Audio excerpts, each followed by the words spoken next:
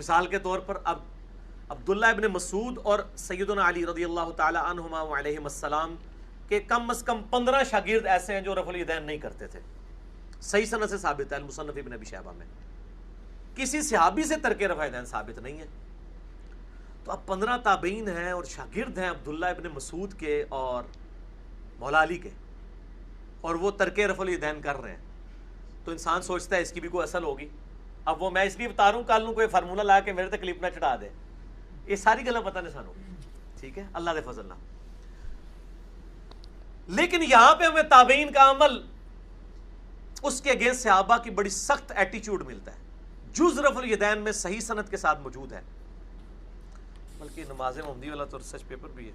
ہاں, جز رفع الیدین میں امام بخاری کی کتاب جو رفع الیدین پہ ہے, جز حدیث کی اس کتاب کو کہتے ہیں جو ایک اسپیسیفک ٹاپک پہ لکھی جائے. جز القراء بھی ہے, جز رفع الیدین بھی ہے.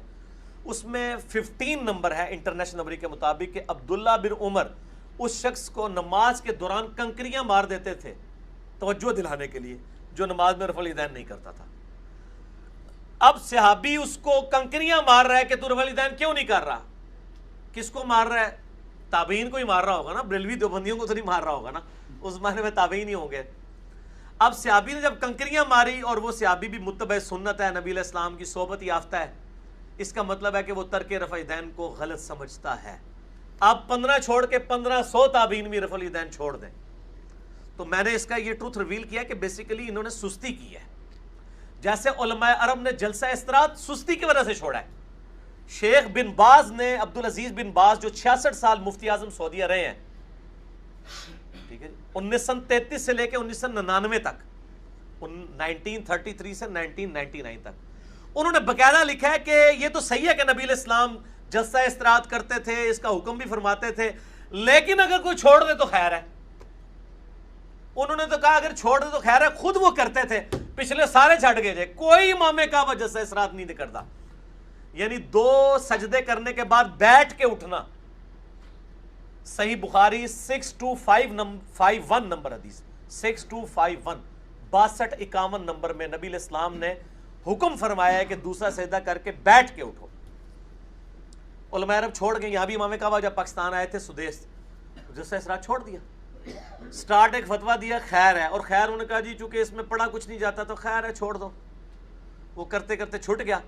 اب میرا خیال ہے کہ ہمیں یہ چاہیے کہ ہمارے سامنے امام کعبہ جب یہ جلسہ استراحت چھوڑے, ہم بھی چھوٹی چھوٹی کنکریاں لے کے نا ان کو مارا کریں. پتھر نہیں مارنا, سیری نہ پھاٹ جائے کسی طرح. کنکریاں اسی واسطے کہ توجہ ہوئے, یعنی یہ سپ بھی مار جاتے, لاٹھی بھی بچ جائے. اتنے سپ مارنا نہیں, سپ ہے بھی نہیں, مطلب وہ ان کو توجہ دلانی ہے کہ بھئی آپ یہ سستی کی وجہ سے کیوں چھوڑ رہے ہو. وہ چھوڑتے تھیندے تھیندے تھیں گے. اب وہ کتابوں میں بھی اب ان کو بتایا جائے تو ان کو ہوش آتی ہے, اچھا اچھا یہ کتاب میں لکھا ہوا ہے. جس کے کہنے پہ انہوں نے چھوڑ دیا نا, وہ خود کرتا رہا, لکھتا رہا کہ بہتر یہی ہے. دوسرے نے کہا خیر ہے. رفع الیدین کے ساتھ بھی یہی ہوا, خیر یہ سنت ہے چھوڑ دیا. ہم بھی کہتے ہیں چھوڑیں لیکن جڑیں بڑھو, پہلا بھی چھڈو, عید دا بھی چھڈو, وطر والا بھی چھوڑو, نماز ڈائریکٹ ایسے شروع کرے آ کے اللہ اکبر کہہ کے بغیر رفع الیدین کے. ہم آپ کو دوسرے تیسرے چوتھے رفع الیدین کے اوپر کبھی گلہ شکوہ نہیں کریں گے. لیکن جب آپ پہلا کریں گے اور باقی والے چھوڑیں گے تو ہم کہیں گے آپ منافقت کر رہے ہیں, آپ پبلک پریشر کی وجہ سے حق بات نہیں قبول کر رہے ہیں. آپ کو نبی علیہ السلام کے ساتھ کوئی ہمدردی نہیں ہے, آپ لوگ اپنی روٹیاں اور اپنے چندے سیدھے کرنے کے لیے سارے معاملات کر رہے ہیں. ٹھیک ہو گیا جی.